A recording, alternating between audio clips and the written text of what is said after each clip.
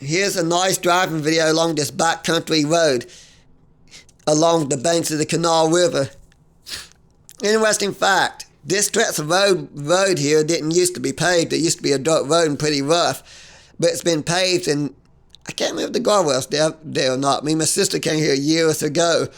That bridge over the Kanawha River back here a little ways back used to be how people would get to the community there. There was a whole residential neighborhood and housing development, and another back road takes out to Fayetteville. But when the bridge was closed off, this 2 or 3 mile stretch of road was paved and widened a couple feet because you couldn't access the bridge anymore to get to the housing development. So the people who lived there, they needed a better road. It used to only be paved from through the housing development up here, and then the next housing development over there is like a 2 or 3 mile stretch that wasn't paved and taken care of. It's a nice pullover spot here.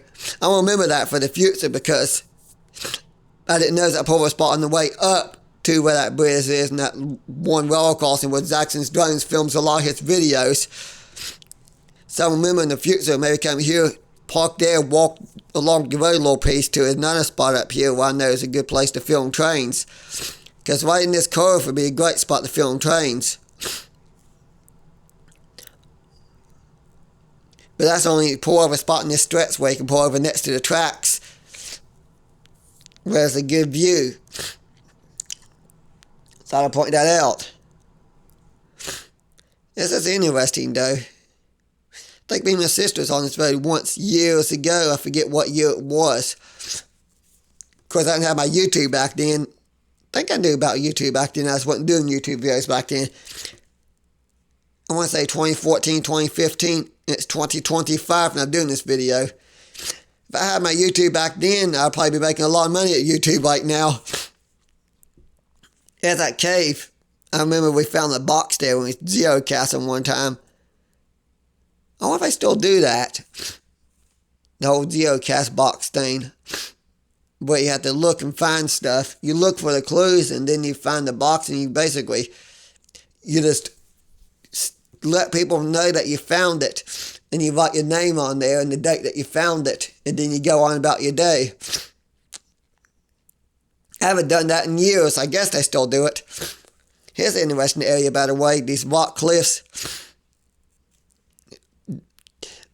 Because you got the Hughes Mountain on one side, the railroad tracks, and the Kanawha River, and the other side, this area is barely wide enough for a car to go through.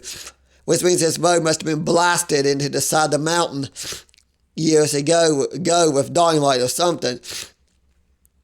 But yes, here in Appalachia, I say here in Appalachia because any state here in Appalachia where you have rock cliffs like this, it's easy for the rocks to fall. Which is scary to think about. I've heard stories from people. I've seen some pretty bad rock slides myself over the years. But a friend of mine was telling me when he was a coal truck driver along Route 1 near Whitesville about some rocks that fell. And for over a month you couldn't take that stretch of Route 1 because of the huge rocks that's along the side of the road. Well, on the road, I mean, not along the side of the road. And it took a while. He told me if anybody would have been under the rocks, they would have definitely been gone. But this is where the town Deepwater begins.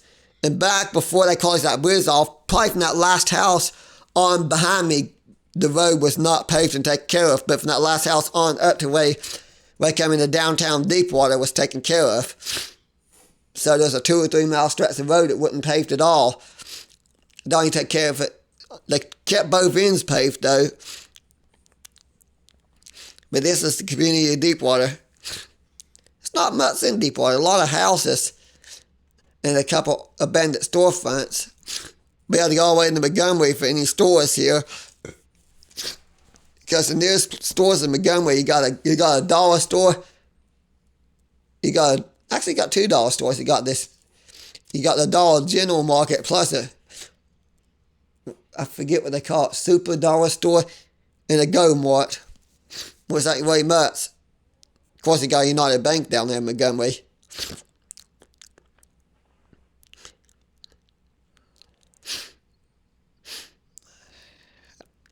But this is a really cool area. you got the main line of CSX, and if you're lucky, you'll catch a train going up 61. Whereas I like to point out, they don't seem to have a set time when they leave Dickinson Yard. Usually I'll catch them after 5 o'clock. Because I've gone down, if you go down 61 after 3, usually about 5, 6 o'clock you might catch one. But I've been down there before where it'll be like 1, 2 o'clock and you'll see a train. But most of the time it's later in the day. Because it's not unusual for one to go through parks between 5 and 6. Which is interesting because the day I filmed the train down here, it was like 5:30 when they were leaving Deepwater. It takes an over hour to get the packs, which means they wouldn't have got the packs until close to 7. So I thought that was interesting. And then, of course, on the main line though, you never know what you're gonna catch. You can get there about any time of the day. If you're lucky, you might get a good train video. Might get a loaded coal train or an empty coal train. Usually, if you go to Thornton Prince, you get a lot of coal trains. Here lately, I've been getting the M652, M653, some extra grain trains. Of course, once the Clinton Field's rebuilt, a lot of those extra trains will be gone and be back to mostly coal and occasional grain.